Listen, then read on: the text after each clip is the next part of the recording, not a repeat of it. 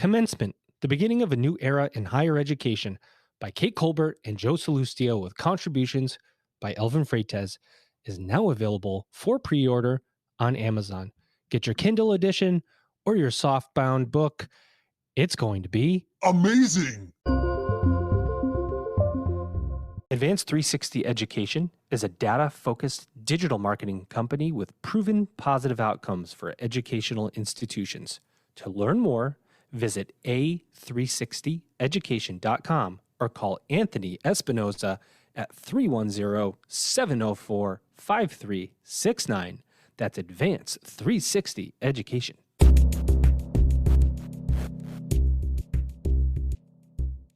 Welcome back, everybody. It's your time to EdUp on the EdUp Experience podcast, where we make education your business. Dr. Joe Salustio back with you here again and again. It will never end and never stop because Elvin has booked me out almost to the end of the year at this point, every single day here on the EdUp Experience to talk with amazing people in and around higher education. We don't know, but we think we're the first podcast that's higher education based in the world to produce this many episodes and talk to this many people. There's got to be something to that, right? Check out our website, www.edupexperience.com. You can see all of the interviews we've done with people from all types of backgrounds, presidents, faculty, staff, business, industry, real estate, if you will. It is my lead in. And I'm going to bring my guest in because he has a lot to say about what's happening in the industry of physical space and physical space management. Ladies and gentlemen, my guest today that I've rescheduled on at least 47 times, and he is still here with a smile on his face, and I had to apologize. He is Paul Wolf, co-founder and president of Denham Wolf Real Estate Services based in New York City. What's going on, Paul? How are you? I'm very well, Joe. Thank you very much, and no issue at all on the reschedule, and I love the sound effects. Well, thank you, sir. And admittedly, it's like, oh gosh, I got to reschedule on Paul again.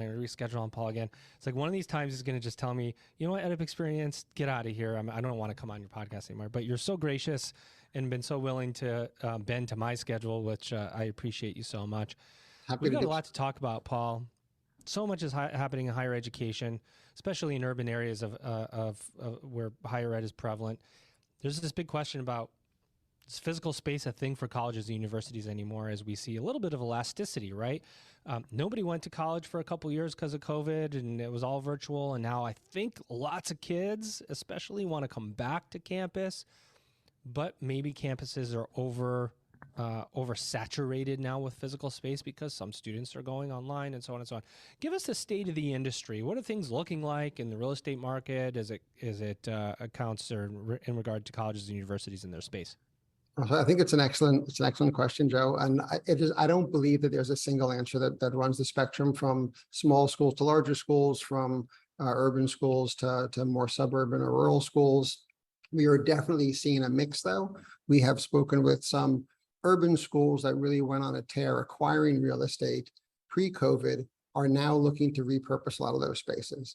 And some of that is repurposing while retaining ownership, perhaps thinking of converting it into something to serve the community, to perhaps warehouse those spaces for their use in the future. Some are just outright selling properties, saying we don't need this much space. They're converting to more online classes. Is anybody buying property? Yes, and by and large, what we're seeing is that, particularly in the larger universities where they have a significant investment in real estate, they are preserving what they have, and they are continuing to look for additional opportunities, mostly because a lot of these schools have very long-term plans, and they acquire space, and usually adjacency is particularly important, particularly in urban settings. So when an opportunity presents itself adjacent to the core of a campus, we are definitely seeing organizations buying, perhaps preemptively, to make sure that they can protect the property around them, to make sure that nobody else moves in that would not be a good neighbor, but more often to provide the opportunity for growth down the road. And what we're hearing is that people are anticipating growth down the road as well. Okay, so let's talk about that concept of adjacency, because I was like, huh? For just a second.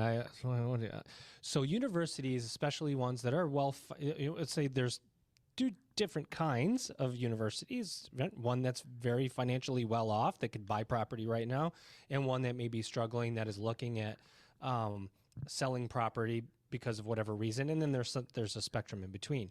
But if a university has the resources and a property comes up adjacent to its already purchased property, you're saying a university might go buy that property to ensure the integrity of its campus experience, or because they want to expand that campus? How do you mean? What does that adjacency do for a college or university?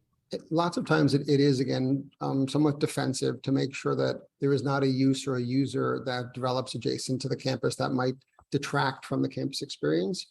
But what we are seeing more of is those that are doing this now, or that have done this in the past and have, I'll say, an underutilized piece of property. They bought I'll use some language from an urban center, but a one-story taxpayer, a footprint that only has a single story built on it, but has the capacity for substantially more. So oftentimes universities will acquire that space and preserve the use of that one-story building for neighborhood retail, just to preserve that option for future growth. But now what we're seeing more of is a university needs to keep up in certain of its programs. There is still this race to keep up with the other colleges and universities, to have the best equipment, to have the best space. But rather than invest all of their own resources in developing that space. And an example, we're working with a university now on this, where they own essentially a taxpayer that has the development potential for a substantially larger building. But they don't need the space now, but they need some more space. So the question becomes, do we wait until we need all the space? Do we only build up to the amount that we need today? Or what we're now considering with them is, do we actually build the entire space, but take on a partner for the upper floors we don't need now, with the right to recapture that down the road?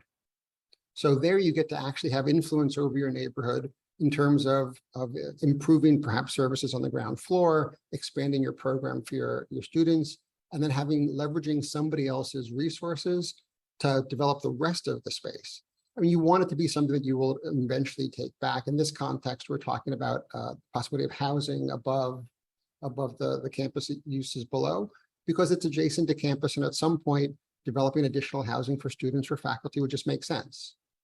They're just not sticking ready in now. some kind of right of first refusal to say, if we need this space and becomes vacant, we're going to take it back.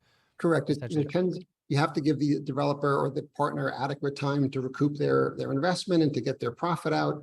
But then you have the right to take back either piecemeal or in one lump sum a big chunk of that space. And we like this. Real estate really does. It provides the core uses for the university, but it also provides the opportunity for sometimes additional revenue, oftentimes additional space, and sometimes what we call community impact. So we have seen organizations where they want to take this opportunity to engage with the community. And oftentimes, the town gown dynamic creates some tension, and the ability to use that ground floor space in a way that is, or the upper floor space even, that is complementary to the neighborhood or supportive to the neighborhood. You put in local nonprofits or arts organizations, or even classroom space for local schools, or you let them use a large gymnasium, goes very far towards breaching some of that bringing closer the town gown challenges there. Amazing. That's interesting that you say that, because we assume, I'm going to say we, I guess I mean me. Sometimes I assume that, college says, we've got too much space, we need to sell the space off. So I'm sure there's some outright sales. What I hear you saying is colleges who maybe don't have to sell are looking at ways to develop more of a social impact footprint. It sounds like, how do we bring in partners that maybe are mission aligned, that might produce students for us in the long run, but support some long-term vision of the university and its place in the community or world. What do you think about that? So I think that is correct, but it's not just about community interaction or social engagement, although that can be a big part of it. You can also generate revenue from this. If you are if you're retaining that asset and you've chosen not to sell it, and you have the luxury of choice, right? If you have the luxury to retain it or not, then you can choose to, maybe we actually just rent it out, ground lease it to a developer who builds a building and we collect rent every year. Maybe we build it out partially for ourselves and we have a partner and we collect some rent, or maybe we take part of this space and say, like we've seen this recently too, where the community really wanted affordable housing. And there is a bias against this particular university because, you know, you're gentrifying, you're pushing us out. Mm-hmm. So the ability to say, we're going to dedicate all or a chunk of this property for affordable housing. So it doesn't make revenue, it doesn't give space for the university, but it goes a long way towards supporting the community. And in most cases, these are communities where the universities will be for decades and centuries in some cases. Right. Incredible. So, but that might generate something like affordable housing might generate revenue because you have students or families that would live there that might go to the college instead of moving away, right? So it might be a retention tool. There's all sorts of ways to look at something like that. Probably not for affordable housing because there's heavy restrictions on how affordable housing gets leased out, who gets to go in there, and you can't customize. You can't say only my students are gonna live in this housing. It's more for the neighborhood and based on need. How common is outright sale of property at this point? I mean, is higher ed for the institutions you're working with trying to refurbish or reimagine what they're doing with the space? Are they just saying we cannot afford to keep the space, or we don't want the space and we want to shed it? So I'll give by way of an example. We recently did a project in a city on the East Coast where we were in touch with a number of colleges and universities within this metropolitan area. And I think we probably had a dozen conversations. And one group said, we're selling as much as we can. We're paring down to our core campus. We invested in off-campus properties years ago, thinking we might use them. We're selling them. Right. I think two said, we will remain committed to acquiring appropriate sites if and when they come up.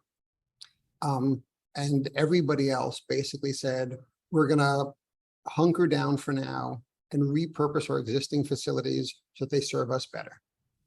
And you get to some interesting adaptive reuse opportunities there where maybe you're trying to convert what used to be housing into classrooms, or it used to be classrooms into artist space, or in some cases what used to be, for example, a church that was acquired years ago, now converting that into an auditorium or a gallery space. But I think by and large, people are, in our experience, holding on to their existing portfolio and working within that portfolio. But you definitely have the large universities are always looking to acquire. In my experience, they always have their eye open because they have a very long-term plan. They're very well financed, and they have the capacity to sit on an asset. What I like though is when people say, I don't want to sit on an asset and keep a warehouse, keep it empty. I want to use that asset to help create community on the campus or off campus and put that to good use. And that's where we're actually finding ourselves doing a lot of work with colleges and universities these days. 100%. We like that. We like that when we repurpose space to help community. Can you give me some examples, like, tangible examples, how a college or university has repurposed space or reimagined space? Because this is a really, it doesn't always come up on these episodes, but everybody talks about it. Like, we have space, even in my university, we have, they used to have sites. Are we going to have sites? Are we not going to have sites? What do we do with the property that we own? And this is common across colleges and universities, even though it doesn't come up all the time. Many of them sit on assets. Many of them are looking to sell off assets. Well, what do you do? Like, you're sitting in an executive team and you're going, okay, we got the space. What do we do with it? Have you seen any really cool, community enhancing or revenue generating things without giving away the whole kit caboodle of those universities? You can kind of hint at things if needed. So for the most part, I don't think I actually would have permission to identify any specific. No, I knew you were going to say that. I was trying to rope you into something there. Yeah, but I'm trying to think of some good examples that I can talk about in a more generic sense. I think probably among the most common really are certainly I'll say the run of the mill is is trying to have retail space, again, an urban core that not only serves the campus community, but also the adjacent community. So you have, and I've Renting out seen retail, coffee shops, cafeterias, stuff like that, eateries. and trying to have mom and pop shops from the neighborhood. So you're not bringing in the chains, you're supporting the local community in that context. That's fairly common. I've definitely seen larger athletic facilities that are built and explicitly programmed in time for local community groups, local schools, and local sports to come in and use those facilities. And that is often wonderful. I've also seen a number of free spaces created, a community space, which is you want to have your community meeting. We have a room for that. You want to have a town hall, we have a space for that. A lot of that is operational, sort of programmatic. We bake you into our existing spaces, but sometimes I've seen it as dedicated space, not quite as often. Advanced 360 Education is a data-focused digital marketing company with proven positive outcomes for educational institutions. Advanced 360 Education does not simply rely on instinct to make assumptions about audiences or key data points. Rather, through data intelligence, client strategies take on a higher level of effectiveness. To learn more, visit a360education.com or call Anthony Espinoza at 310-704-5369. That's 310-704-5369. That's Anthony Espinoza at Advanced 360 Education. That's a good one, right? So if you can dedicate a space to community, they can be used by the community. You create a pipeline of people visiting your university or being around your university, and then thinking about your university becomes a branding tool, a marketing tool. We call it like a guerrilla marketing type of tool. That's an interesting one. Have you heard, have you seen this? I read an article about this. I don't know if you've seen it. Maybe I'm crazy, or maybe I made it up. I don't think so.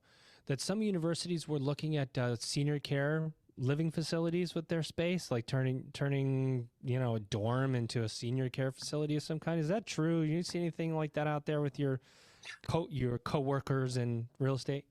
So what I have seen is retirement communities based around campuses to draw alumni back, alumni who stay connected to their university. I've seen this in California. I've heard talk of it in New York, but the desire to say, these people have been part of our community for decades, and now as they're aging, they still want to stay a part of the community, and we want them to be able to be close by. So we have not been involved in one of those, but I've certainly heard about it, and it's interesting. Is it like whisper throughout the real estate realm that's happening? Like, oh, this is kind of a new thing. No, I wouldn't say it's whispered, and there are, 10 years ago, a dozen years ago, there were a couple of private companies that were building dorms. Now there's a whole sector that builds dorms on behalf of universities and either rents it to them or builds a turnkey and conveys it to them. But this sector of the retirement homes adjacent, from what I've heard, is certainly common enough that it's talked about. I don't know that there are any particular developers focused on this just yet. I mean, there could be, and I just haven't seen it. It is interesting also in the more suburban settings, like where that housing is and how that housing is configured. And then it's, as opposed to acquiring a building, you're acquiring land and developing land. So again, in what I've seen, the universities are often partners with the developer to develop something like this. Interesting. So basically, you're not going to share any really privileged information with me.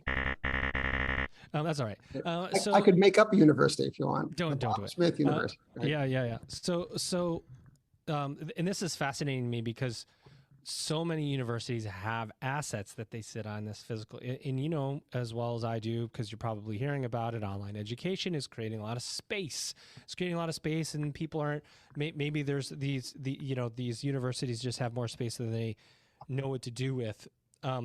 And nobody knows what to do with it completely. I mean, I think the adjacency makes sense if you have the means for it, but what do you do? Can you create like a shared workspace kind of in and out for students? One of the ideas that I've heard come up before where it's like, it can be a oh gosh, what are those WeWorks or Regency spaces where you engage people from the local community to come use space at your university, and those becomes with business partnerships. You anything like that? Anything like that, like shared workspaces or anything?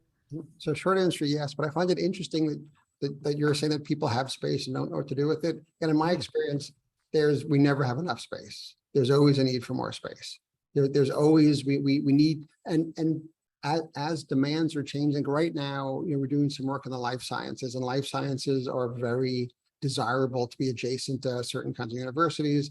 So people are figuring out, can I retrofit a space to accommodate a life sciences use, or do I have to build from the ground up? And then how do I have the land for that?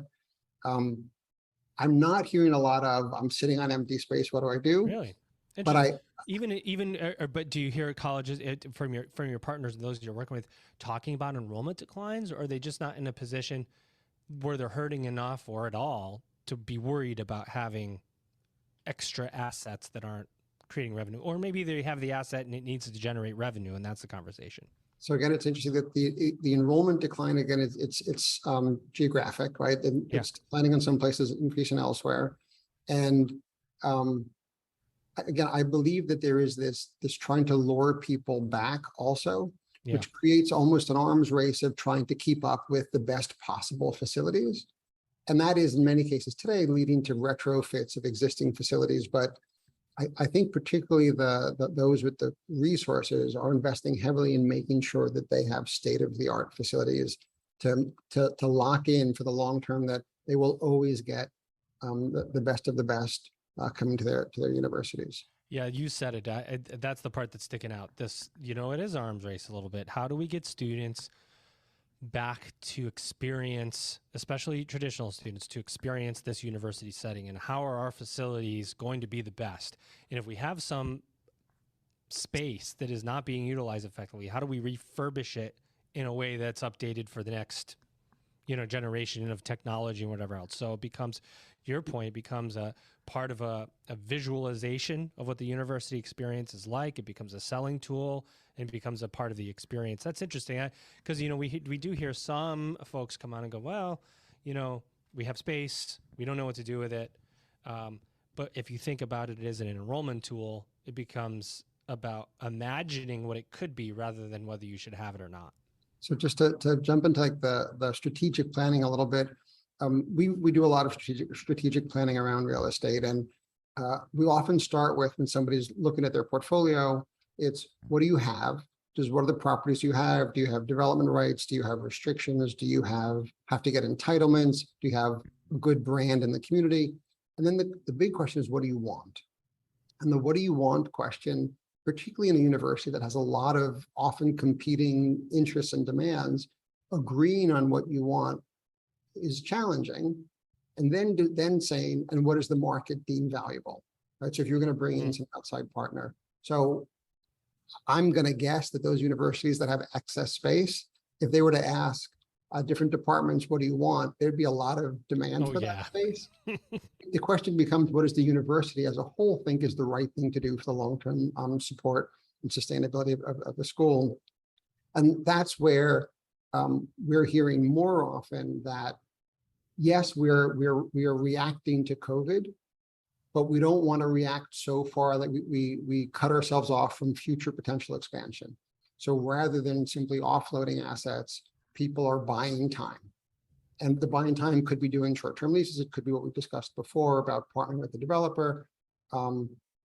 Because again, I'm an optimist by nature. There's certainly use of real estate has changed and will continue to change and evolve. But I mean, I have one college-age kid now and one kid in college. I have two more on the way. There is still this strong desire to be on a campus. There's still the strong desire to be studying with other students. I believe there will always be a significant need, not in every school, but in many schools, for a physical campus that addresses all the requirements, that has quality facilities, state-of-the-art facilities for those who are studying things such as the sciences or in the arts, to have a proper performance space. And now you can also do some updates. A performance space, for example, has always been a great place for convenings to show events, to have events. Now people want to update them for touchless toilets to make sure Right. that they're more sanitary for the actual and the perception of safety and security. So sometimes those underutilized spaces can be repurposed for something like that, like a more updated performance space. And the old performance space can be retrofitted to something different. So we're That's seeing that as well. So you said, just to pull out a piece of that, you said you had one kid in college and two on the way to college. We have three in college at the same time. It should be two in college and then one. They're far enough apart that when the older one graduates, the younger one will start. All right. Well, that's a lot of kids in college, Yeah. all around the same time. Yikes! But Yeah. that's I agree. that's part of what happens. You'd hope you could broker a deal or something in there for them. But anyway, how about technology? Talk a little bit about technology in space. Do you see a lot of refurbishing or reusing of space? Say, okay, metaverse, Web 3.0, game design. Esports is kind of growing, so you see a lot of colleges repurposing space for esports kind of stuff. Do you see any technology-based refurbishing of space or evolutionary pieces? So I don't know how much I can comment on, say, esports, other than, interestingly, in New York City, where I'm based, we are currently working with a private school, a high school that actually is built in esports. Yeah. Just sort of interesting. But on the college level, Yeah. on the college level, we haven't dealt with that. But there's no question that part of the classroom, if it hadn't been there before, the idea of remote learning, that you can remote and you don't have to be in the classroom, I think people are definitely investing in upgrading their capacity. A lot of schools, particularly graduate schools, had these facilities. Those that had the resources had already invested in these facilities, and some were well positioned during the pandemic. Yep. So we're definitely seeing investment in preserving the ability to communicate in lots of ways as necessary. And unfortunately, that has driven, it's created real competition for this kind of technology and driven the prices up. And the part of also the delays, it's hard to get this equipment and it takes longer and it costs more. Unfortunately, these days in real estate, if you're doing a capital project, cost, timing, everything Takes is a lot longer than it used to, right? Because just getting materials is a big issue, I think. getting materials and getting the staff, and costs they're starting to plateau, but costs have definitely risen for construction projects. And Money. Got to have a lot of that. Got to have a lot. definitely do. Yeah. So talk about your firm just a little bit. Talk about the work that you do, because I know you work really extensively with nonprofits and their real estate needs, which is great. So just talk about Denham Wolf and tell us about your organization. Sure. So Denham Wolf has been around for 25 years. We're actually celebrating our 25-year anniversary in a few months. Congratulations. Thank you. We represent the nonprofit community, so certainly a lot in higher education, but also in the arts and social services and healthcare. Actually, we didn't touch on healthcare with universities before, which is also interesting to accommodate healthcare facilities within the campus and off campus. But we do three major things. We support development. So in this context, when a nonprofit owns real estate, we help them either self-develop, co-develop, or RFP out for development. An example for anybody in New York would be the Covenant House space on 10th Avenue and 41st Street. They own a whole block front. So there we help them figure out how to get a brand new facility for themselves by selling off development rights for a 400,000 square foot residential building. And that team works a lot with the colleges on some of the programs we've been talking about. We are also brokers. We do acquisition disposition, and that's for leasing, for purchasing, for selling, again, all for nonprofits. And then we are project managers. So we do an owner's reps. We oversee design and construction projects, from small renovations to ground up new construction, new buildings.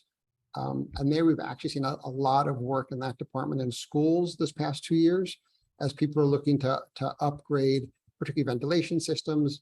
We often struggle for schools to raise funds, or a lot of nonprofits to raise funds for the non-sexy capital projects. Yeah. We've been thrilled the past 2 years. People are throwing money at the non-sexy projects, like upgrading ventilation, upgrading bathrooms, and so forth.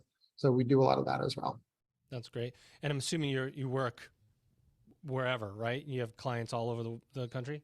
We have done, most of our work has been in New York. We've done a number of projects in Los Angeles and Houston. We have worked more in urban centers than in the suburbs, although that is certainly changing now, which I think is very interesting, particularly because we're seeing on the university front, suburban campuses wanting to further develop that sense of not just community, but that there's an expansiveness, that there's a lot of opportunity here. You don't have to go off campus because you have a lot of diverse opportunities here on campus.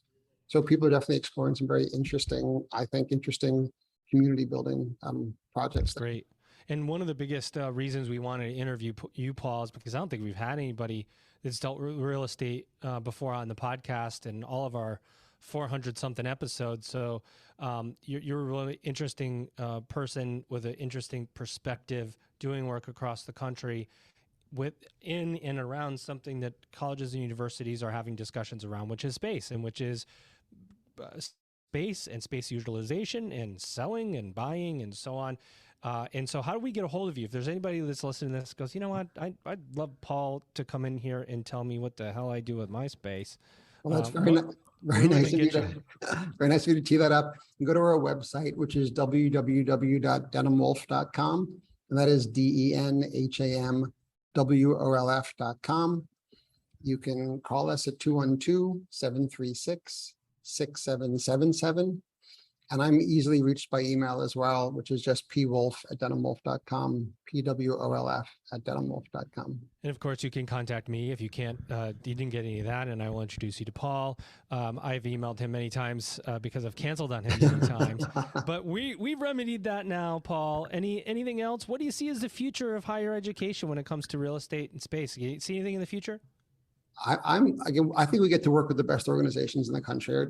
I think that universities are so smart and forward-looking and investing in the future. Nailed it. I love to be part of the conversation where they're talking about the future. And it's not 2 or 3 years out, it's 10 years out, it's 20 years out. And to be part of those conversations and part of those planning exercises. So I believe that, also I'm a big believer in higher ed. I spent a lot of time there myself. I think that there will always be a need, and I think that they will continue to improvise and to innovate as necessary, but to keep the core. Our mantra is mission leads, real estate follows. So the mission is to educate students, and I believe that they will always find a way to do that. And real estate, as necessary, will be a vehicle to support that. But you shouldn't be driven by real estate. It should be a vehicle to support it.